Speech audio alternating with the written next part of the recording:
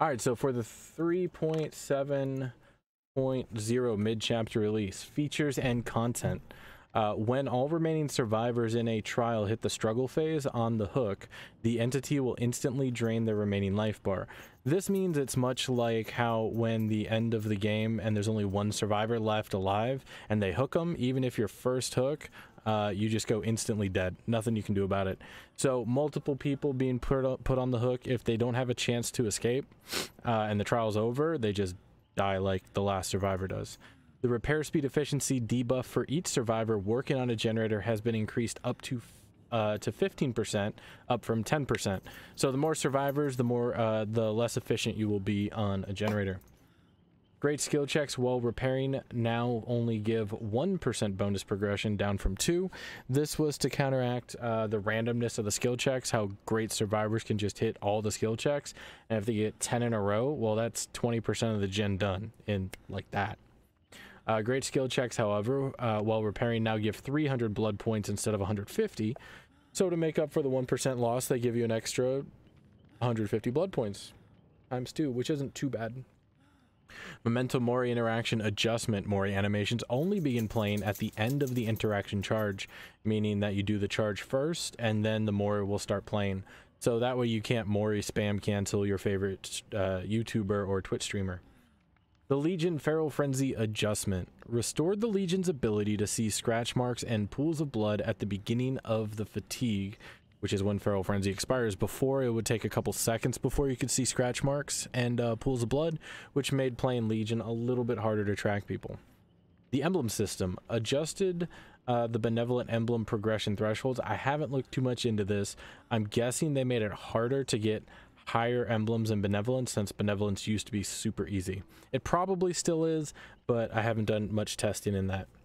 Added additional player feedback when survivors attempt to escape a hook by themselves. So when you're first put on a hook, before it said like struggle to escape the hook, now it says chance to unhook yourself, and every time you do a chance, it gives your character a groan of pain to make it more visual and visceral that you're causing damage to yourself while trying to get off the hook. Improve the controller sensitivity range and options. I've heard a lot of people talking a bunch of crap about this, how it's caused Billy to screw up. I haven't played Billy since the release, but according to the devs, it's all made up and it's in its original position. Added score events for interrupting survivors that are sabotaging a hook, cleansing a totem, or digging around in a jigsaw box for keys. Okay, so at first I thought this said killers, but it says survivors. So if the survivors sabo a hook, cleanse a totem, or dig around in a jigsaw box, they get new scoring events. We'll have to see what that looks like. Updated the party management visual silhouette. The silhouettes now aren't just your basic humanoid shape. They now have like a little particle effect going on. It's pretty cool. The archives new content tome 03. See, when I read this, I thought they meant that they released the tome, the new archives, on the patch. That's not true. It's going to come out Wednesday, the 29th. Today's 28th, so not yet. Added a detail screen to provide a full list of content available in the current Rift, premium, and free tracks. We'll have to look into that. On the offering screen, the description of the offerings now appear at the same time as the offering is revealed. So you still have to mouse over it, but yeah. Now the balances. On Coldwind Farm, Torment Creek reduced the safety of the window in the silo. Now, for all these, you're going to see much about reduced safety, added drops, and also preventing other things. So what the reduced safety means is that they pretty much added a hole in the wall next to the window that the killer can walk through. It's like a doorway, pretty much. So you'll be seeing that a lot throughout this list. Rancid Abattoir reduced the safety of the window in the slaughterhouse. Fractured Cowshed reduced the safety of the window in the cowshed. Thompson House added a drop down from the second floor and added a window vault. So now you can drop down easily from the second floor, and there's a window vault up there. Added safety to the Combine Harvester's vaulting, preventing a strong alternative path. Added safety to the Combine Harvester's vault, preventing a strong alternative path. So I'm not quite sure if they're talking about the tractor tack where the killers would go up on the hay and swing around, or if they're talking about the second vault to the box. We'll have to look into that. McMillan Estate, Cold Tower. Remove the window on the first floor of the tower. So yeah, there's no more window on the first floor of the tower, just 2 doorways and stairs going up. So that loop is gone. Groaning Storehouse. Remove the window in the storehouse. So remember when you're checking if you have the good window or the bad window? Well, now there's no windows. Well, there is. There's one on the sides. But the main window that matters, the one in the back, not there. Oh no, all the windows. Because it was either or. Yeah, God window's gone. Ironworks of Misery. Reduce the safety of the window in the foundry. Again, reduce means they just added an opening for the killer to get through. So the window's still there, but the killer can walk through it. Auto Haven Wreckers. Wretched Shop. Remove the RNG window spawn logic in the garage and reduce window safety. So now there's no more RNG spawn logic. It's just going to spawn in the same spot, but now we have a hole next to it. Backwater Swamp. Grim Pantry. The Grim Pantry is not the boat, for those who don't know. It's the big building with the smaller building. Grim Pantry, reduce the safety of the window under the shack. So, again, probably added an opening. Layout tweaks. Rotten Fields, reduce the size of the map and added more distance between maze tiles. Maze tiles meaning jungle gyms. That's just their official name. So, a lot of the bigger maps have gotten smaller. There's actually more to it than this. I'll have to go into Steam and read the full thing. Wretched Shop added more distance between maze tiles. So there's more distance between your jungle gyms, so you can't chain them as easily. Fractured Cowshed, reduced the size of the map and added more distance between maze tiles. Thompson House, reduced the size of the map and added more distance between maze tiles. Wreckage Yard, reduced the size of the map and added more distance between maze tiles. Yeah, let me see if I can pull up the Steam patch notes real quick and give you guys a little rundown of what they didn't put in here for some reason. All right, and then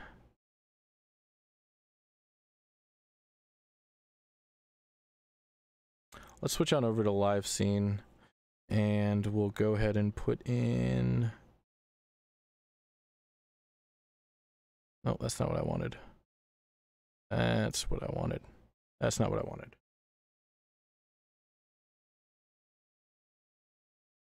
Why are you picking up that screen? You're not supposed to be picking up that screen.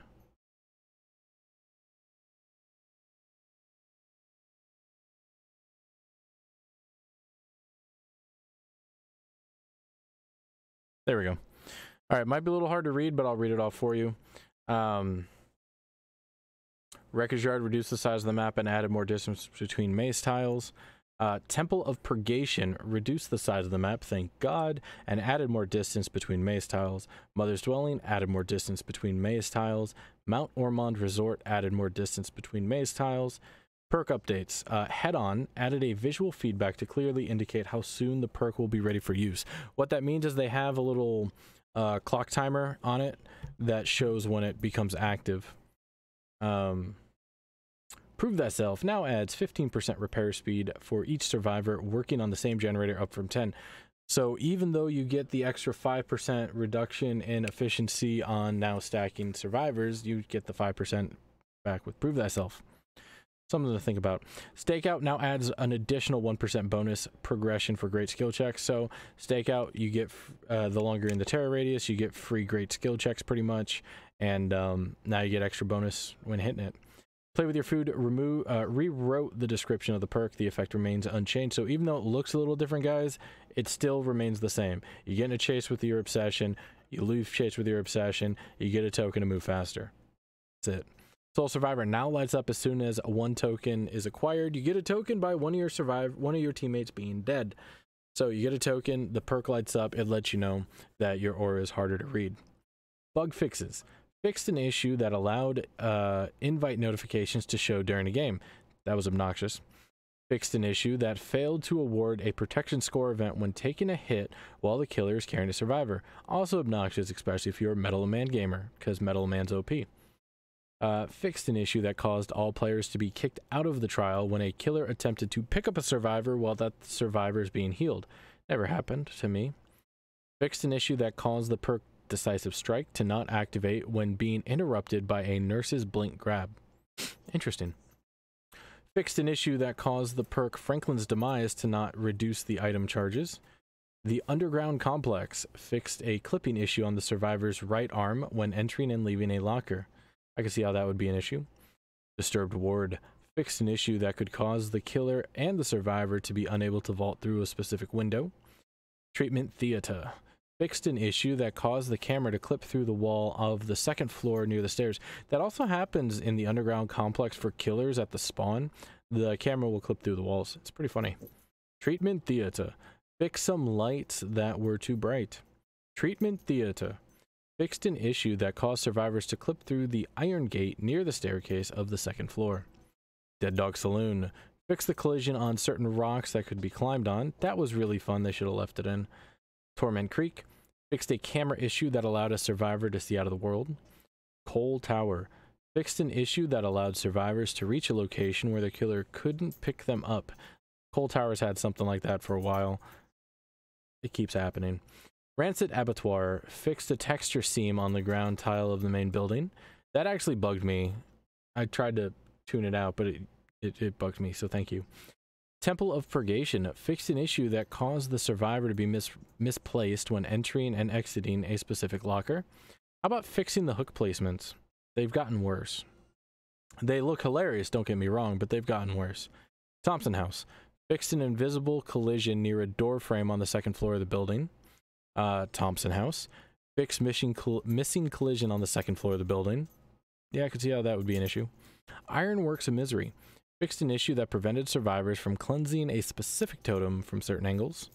Mother's Dwelling fixed an issue that allowed a hill to be climbed on from its side, and that's like from its side. We're not supposed to get up. Killer, survivor, both of them, just right up the side. So that was pretty funny. Backwater Swamp fixed a ground collision issue that caused players to follow the world. Hillbilly fixed the blood VFX when performing a Mori. Hillbilly fixed an issue that caused the Hillbilly to be stuck in an animation when being stunned by a pallet while charging forward with his chainsaw. Wasn't as good as Praying Mantis Billy or Alien Billy with the weird arms. That was pretty funny. The Hag fixed an interrupt animation from the survivor's point of view.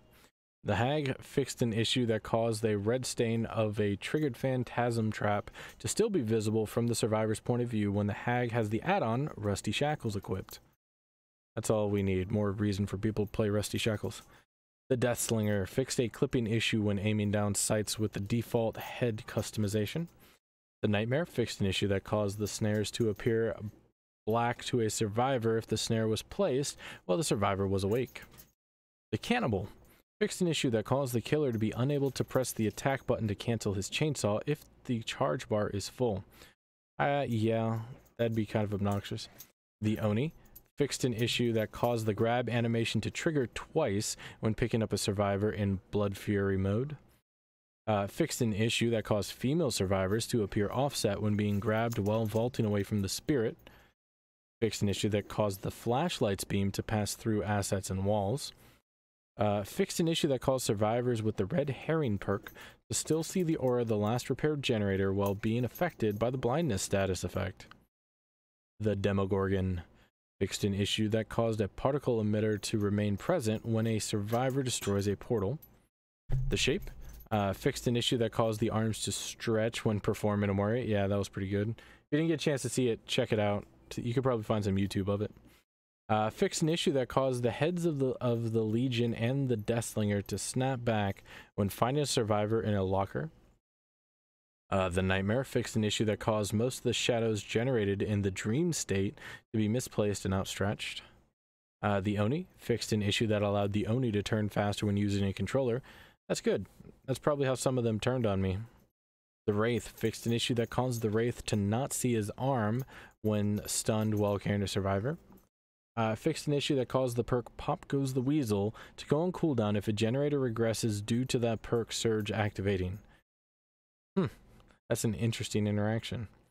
Mount Ormond Resort fixed various flickering snow textures. They actually seem to reduce the snow on Ormond altogether. Fixed an issue that caused survivors who are affected by the plague have no falling animation. Fixed an issue that caused most male survivors have wide open eyes when using a flashlight. That was pretty terrifying. Fixed an issue that caused the perk Kindred reveals a killer using the perk Insidious. Ah, I thought it was supposed to. Fair enough. Fixed it. No, I guess because it makes them oblivious. That makes sense. Fixed an issue that caused survivors to be stuck in the environment when sabotaging a hook from a certain angle on hill tiles in multiple maps. Fixed an issue that caused survivors with Kindred to briefly see the nightmare when he teleports to a generator with Kindred is active. No. Oh, I used that to my advantage so much. I thought that was just part of it. Not gonna lie. Fixed an issue that caused the transitioning animations to the struggle phase to not play smoothly when being hooked as a female character. Fixed an issue that caused the perk Soul Survivor to only light up when the survivor's aura is being hidden. Polished the animation of Legion's vaults during Feral Frenzy. Some audio issues. Let's hope they didn't screw up all the audio issues. Fixed an issue that caused the perk Technician to nullify the effect of the noise reduction from Spring Clamp add-on. The Hillbilly. Fixed an issue that triggered the basic attack sound after revving the chainsaw and after attacking with the chainsaw. The Underground Complex. Sorry, I'm still bugging out from that last one. Imagine hit with a chainsaw and you hear a whook. The Underground Complex fixed the audio on some plastic boxes when striking them with a basic attack. The Huntress muted the lullaby for the killer and the survivor when in chase. But I noticed that the Huntress's lullaby kind of keeps playing on a constant loop whether she's found somebody or not. So she gets to the pissed off hum. More so than from what I've seen. The Huntress fixed an issue that caused the breathing sound to play over the lullaby and other sounds. Fixed a missing SFX when a survivor wiggles out of the killer's grasp. Fixes and changes from the PTB. Ironworks and Misery added a few boxes to extend the loop of the stronger window in the foundry. Dead Dog Saloon added more breakable walls to the saloon. I noticed as I played that today. Thompson House added a locker back to the farmhouse upper floor. Okay. Fixed an issue that failed to award a protection score event when taking a hit while the killer's carrying a survivor. We read about that. Cosmetics. The Cannibal polished the prestige weapon skin. I didn't notice. Fixed various clipping issues. Alright guys, that wraps it up for today's mid-chapter patch 3.7.0. Tomorrow the archives will be released, so get ready for that crazy action. It is Huntress Anna, Julie Legion, Dwight Fairfield, and Kate Denson. So be prepared to learn about their backstories, get some probably many of the same type of challenges we've had before. Unhooks, do gens, kill people, that kind of shit. Maybe hit some hatchets. Who knows? But yeah, till next time.